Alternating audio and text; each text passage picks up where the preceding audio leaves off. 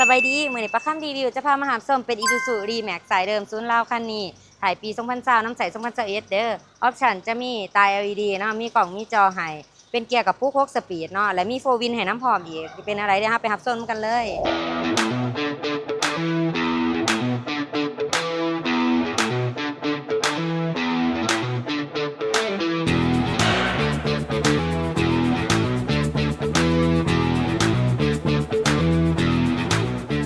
ทั้งสองเองเจนเล่าค่ะรถเล่ามีรถงามๆมานำเสนอเนาะเป็น Isuzu D-Max สีขาวหมกงามๆเลยสายเดิมศูนย์ลาวด้วยกันนี่เด้อถ่ายปี2020น้ำใส2021เนาะ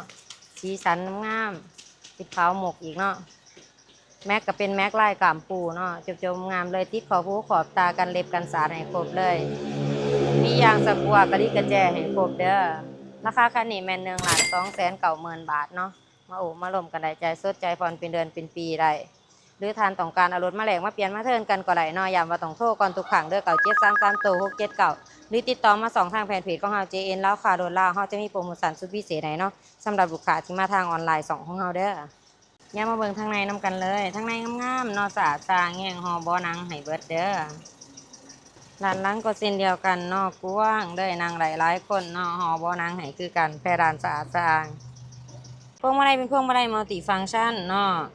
มีระบบคอนโทรลหับศอกหับซ้ายรถ2รถเสียงอยู่ในนี่เนาะหน้าปอกหน้าปัดงามๆมีหน้าจอให้ใหญ่ๆเลยเป็นหน้าจอ Android เนาะหน้าจอสัมผัสเด้อตัวนี้เด้อนี่เนาะของการสัมผัสนั้นสัมผัสนี่สะดวกสบายระบบแอร์เป็นระบบออโต้เนาะมักเย็นแห้งเย็นคอยปรับได้ตามลำดับเลยอันนี้จะเป็นโฟวินเด้อตัวนี้เด้ออันนี้เป็นโฟวินเนาะเป็นเกียร์กับปุ๊ก6สปีดเด้อคันนี้เด้อคันนี้ประหยัดน้ำมันสุดๆเลยเนาะแล้วก็ยังมีกล่องถอยให้นำเด้อเวลาเขาจะถอยเนาะมันจะขึ้นมาในหน้าจอแบบนี้เลยเนาะจะขึ้นมาแบบนี้สุดตาบอดตาบโลงามๆเลยเพราะว่าเป็นสายเดิมเนาะในสายเบลเป็นถ่ายปี2020เด้อเขาจะนำใส่2021เนาะคันเม็ดอาร์คยังเดิมๆงามๆเนาะอยู่ครบทุกจุดทุกเม็ดโดดเดิมแท้100%เดียวกันเนาะเม็ดอาร์คยังงามๆเลยโดดเดิมบ่ตามบ่เปลี่ยนมาเบิ่งข้างหลังนำกันเลยแม็กไดเนอร์งามๆเดิมๆเนาะยังเดิมๆเลยหัวน็อตเด้อยีฟ้าถ่ายรถเดิมบ่ตามบ่เปลี่ยนยังอยู่ครบทุกจุดทุกเม็ดเลยเนาะงามๆเลยยางสกัวกระดิกกระแจเฮาก็มีให้ครบเด้ออย่าเฮามาเบิ่งห้องจักรห้องเครื่องฟังเสียงจักรนำกันเลยจักรยังนิ่มๆอยู่เนาะจักรดีฟังม่วน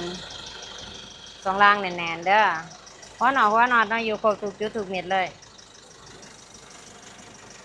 ปอกหมอไฟยังใหม่ๆงามๆเลยเนาะจักรบ่เป็นอายเป็นควันรับประกันให้เลยฟ้าถอกฟ้าถ่ายเนาะยังยีเขาอยู่เนาะ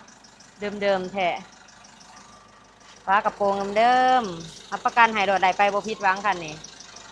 ฝากไว้เติมเด้อทุกท่านเด้อกับ Isuzu D-Max คันนี้เนาะสายเดิมศูนย์ลาวถ่ายปี2020น้ำใส21เนาะมีกล่องมีจอให้ตา LED อีกเนาะเกียร์กับปุ๊ก6สปีดมีโฟวินให้น้ำพร้อมให้อยากสุดๆเนาะราคาคันนี้แมน1,290,000 บาทใจสดใจผ่อนเป็นเดือนเป็นปีได้หรือทานต้องการเอารถมาแลกมาเปลี่ยนมาเทิร์นกันก็ได้เนาะย้ำว่าต้องโทรก่อนทุกครั้งเด้อ9733โต679หรือติดต่อมาที่2ทางแฟนเพจของเฮา JN เล่าคาโดนเล่าเนาะทานจะได้รับโปรโมชั่นพิเศษแน่นอนเนาะเมื่อทานติดต่อมา2ทางออนไลน์ของเฮาเนาะขอขอบใจทุกท่านที่รับชมและติดตาม2ของเฮา